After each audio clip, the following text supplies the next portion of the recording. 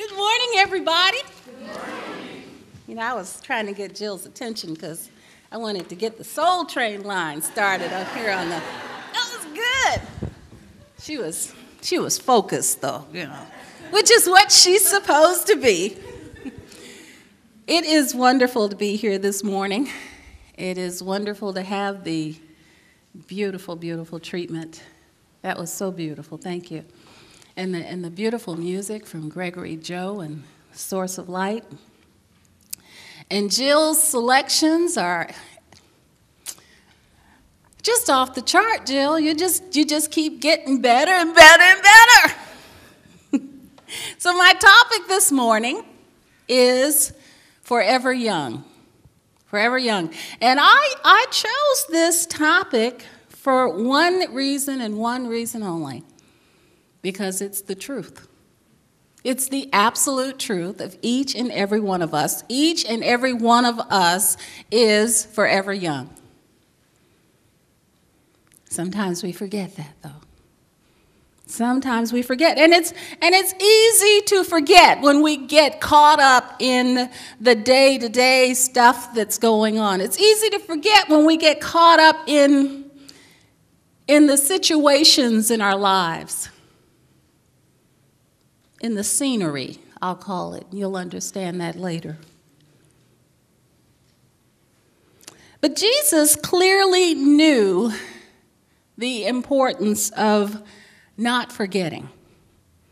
He clearly understood the importance of remembering this truth of ourselves, that we are forever young. He said in Matthew 18:3, he said, "Truly, I say to you, unless you are converted and become as little children, you will by no means enter the kingdom of heaven."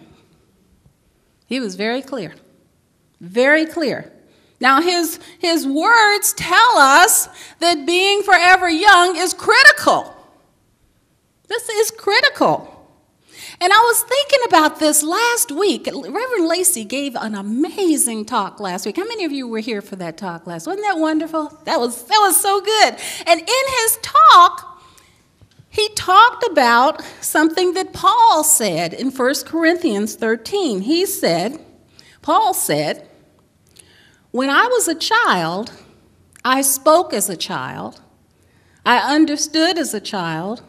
I thought as a child, but when I became a man, I put childish things away." And I was thinking about this last week when Reverend Lacey was speaking because I knew what I was going to talk about this morning. And if you're listening, it almost sounds like Jesus and Paul are contradicting each other. You know, it almost sounds, if we're paying attention, and I hope we are, it almost sounds like one of them is saying, go back to being a child. And the other one, it sounds like they're saying, wake up, be an adult, grow up. Okay? They sound very, very different, but the understanding that we need here is that I believe they're speaking from two different levels of consciousness. See, when Paul is talking about putting away childish things, he's speaking from the intellect. And he's reminding us to take responsibility for what's in our lives. He's reminding us that everything in our life is in our life because it corresponds to something in our consciousness without exception. Take responsibility for it. Now, sometimes that's not easy to do. Sometimes it's not easy to embrace some of the things that show up. But the thing I have to remind myself of, this is one of the lessons that I've given myself, and I want to talk about lessons this morning. And some of my great teachers, Reverend Lacey is one of them. The thing that I have understood when things show up in my life is that no matter what it is that shows up, it represents some principle that I am consciously proving to myself or it represents some principle that I need to wake up to. See, one way or the other. It's either something I'm consciously proving or it's something that I need to wake up to, and I need to wake up to it now. But it's all good. There's a blessing in all of it, which is what Christine told us in her opening treatment. I look for the blessing in it because there's a blessing in every aspect of it. So Paul is saying, take responsibility. Recognize that if it's in your life, it's in your life because it's in your consciousness.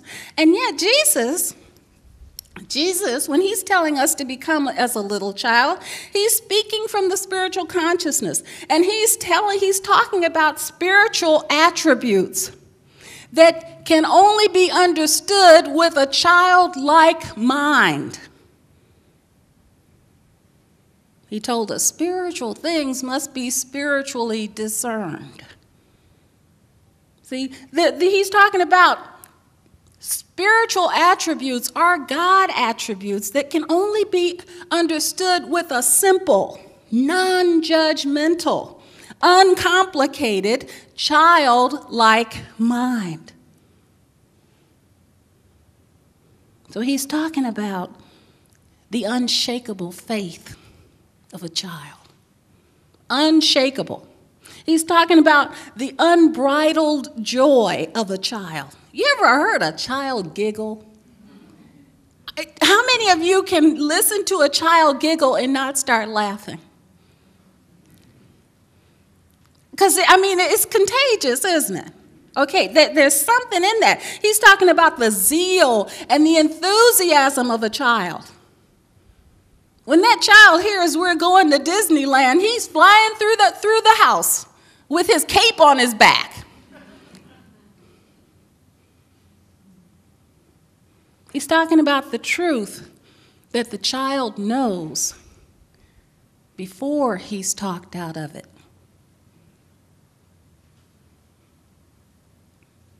So Jesus is reminding us that entering the kingdom of heaven requires a faith that transcends the intellect. The faith of a child. The faith of a child. It takes a lot to disrupt the faith of a child. And we all know that. Just think. The intellect tells even the very youngest child that Santa's going to have a really hard time getting to every house in the world in one night, getting down the chimney and eating cookies at everybody's house and getting back home by the next morning.